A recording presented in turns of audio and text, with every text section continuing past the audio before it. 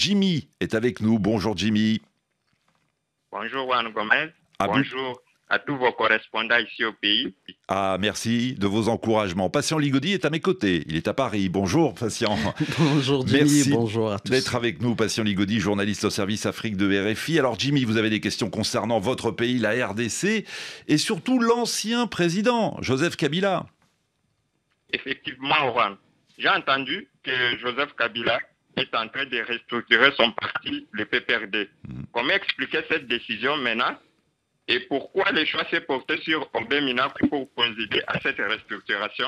Oui, Joseph Kabila prépare-t-il son retour en politique? En tout cas, l'ancien président est sorti de son silence en publiant il y a 2 semaines maintenant une tribune dans laquelle il critique la gouvernance de son successeur.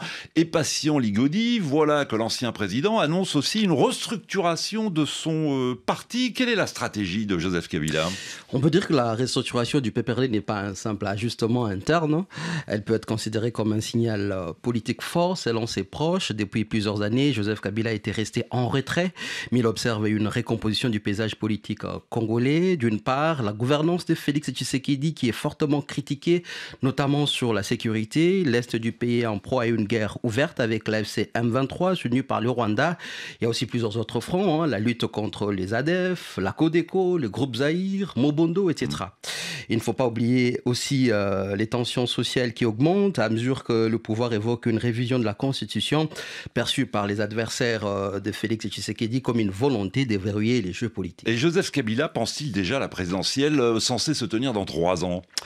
D'autre part, Kabila sait que les élections générales de 2028 se préparent maintenant. Il ne peut pas se contenter d'attendre la dernière minute pour relancer son appareil politique, dit son entourage. Son parti, qui a perdu du terrain depuis la rupture avec Tshisekedi en 2020, doit se réorganiser, aussi mobiliser ses cadres et clarifier son positionnement face à une opposition qui semble éclatée.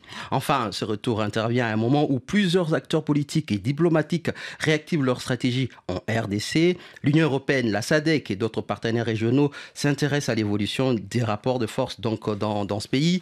En prenant la parole, Joseph Kabila veut rappeler qu'il reste un acteur incontournable. Jimmy nous demande pourquoi Aubin Minakou a-t-il été choisi pour restructurer l'ancien parti présidentiel? Aubin Minakou paraît comme un choix stratégique et pragmatique. C'est un des poids lourds du PPRD qui est resté en RDC, alors que plusieurs autres figures comme Mouva Sakani, Néhémie Mouilania, Raymond Chibanda ont choisi une sorte d'exil par crainte, disent-ils, pour leur sécurité. Aussi, son profil est intéressant à plusieurs niveaux, institutionnellement solide. Minakou a été président de l'Assemblée nationale pendant 7 ans. Il connaît les rouages du pouvoir, a négocié avec toutes les tendances politiques et sait comment maintenir les équilibres. Il est considéré aussi comme habile en dialogue politique. Il a des relations avec l'opposition et les milieux religieux.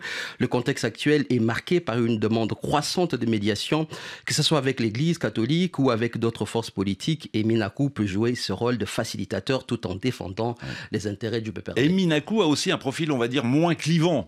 Oui, contrairement à d'autres cadres du PPRD, Minakou n'est pas une figure particulièrement controversée.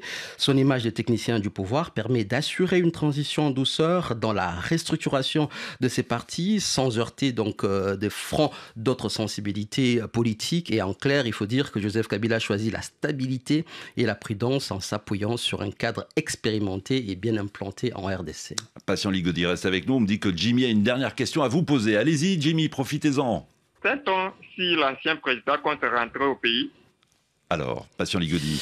La question du retour de Joseph Kabila en RDC est une question à plusieurs inconnus. Officiellement, il réside à l'étranger pour des raisons académiques. Il poursuit un projet doctoral en Afrique du Sud. Un projet, dit-il aujourd'hui, en parenthèse. Mais cette explication ne suffit pas à justifier une absence aussi prolongée. Il y a aussi des raisons sécuritaires. Son entourage évoque un harcèlement politique avant son départ. Plusieurs restrictions ont été imposées à son entourage et des accusations de complicité avec des groupes armés ont été avancées par des membres du gouvernement. On a suivi particulièrement Félix Tshisekedi et aussi Jean-Pierre Bemba lors de sa dernière tournée dans le pays. Pour Joseph Kabila, revenir en RDC sans garantie sécuritaire reviendrait à prendre un risque politique et judiciaire important.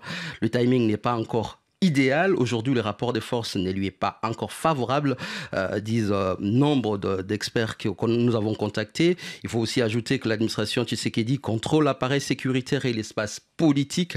Revenir maintenant signifierait entrer dans un bras de fer frontal, ce qui n'est pas forcément son objectif à court terme. Et c'est aussi une stratégie de retour progressif. On peut aussi se poser la question, Kabila prépare son retour sur la scène politique, mais pour l'instant, il est fait à distance, il restructure son parti, il mobilise ses soutiens, il travaille son image à l'international, et si son retour doit se faire, ça se fera donc au moment où le rapport de force lui sera plus favorable et non sous pression, c'est lancé proche. Pour l'instant, il garde toutes ses options ouvertes.